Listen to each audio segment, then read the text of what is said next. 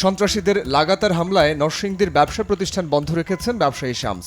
জেলা শহরের বাড়ি ছেড়ে উঠেছেন ঢাকার একটি আবাসিক এলাকায়। সেখানেও হামলার শিকার হয়েছেন তিনি।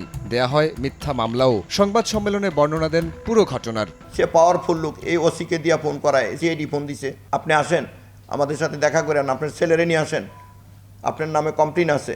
বাড্ডা থানা থেকে ফোন দেয়। তো এখন তারা এত বেশি বেপরোয়া হয়েছে, যে কোনো সময় আমার প্রাণ নাশের ভয় আছে। প্রতিপক্ষের মিথ্যা মামলায় জেল খেটেছেন আরেক ব্যবসায়ী আবু সাদেক। জামিনে মুক্ত হলেও ভয় কাটেনি তার। 6,63,00,000 টাকা টোটাল তার কাছে আমার পাওনা, একটি টাকাও দেয় নাই। উল্টা গত 23শে জানুয়ারি আমার বিরুদ্ধে মিথ্যা চাঁদাবাজির মামলা দায়ের করছে। জামিন দেওয়ার পরও এখন তারা বিভিন্নভাবে হয়রানি করতেছে যে আমাকে আরও 10টা হত্যা মামলা ঢুকিয়ে দিবে, আমাকে আন্তর্জাতিক অপরাধ ট্রাইব্যুনালে মামলা ঢুকাবে।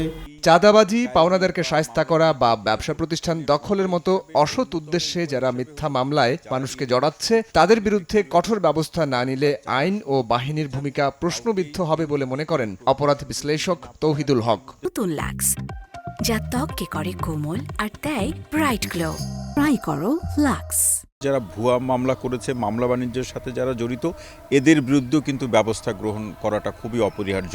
অন্যথায় এরা মনে করবে যে তাদের সময় আসলে বা বিভিন্ন জনকে কনভিন্স করে বা প্ররোচিত করে তারা কাউকে হয়রানিমূলক মামলা দিয়ে সেখান থেকে অর্থসহ বিভিন্ন ধরনের সুযোগ সুবিধা হাতিয়ে নেওয়া যায়। জননিরাপত্তা নিশ্চিতে পুলিশ তৎপর রয়েছে উল্লেখ করে ডিসি মিডিয়া জানান, কেউ মিথ্যা মামলা দিয়ে মানুষকে হয়রানি করলে তার বিরুদ্ধে আইনি ব্যবস্থা নেবে পুলিশ।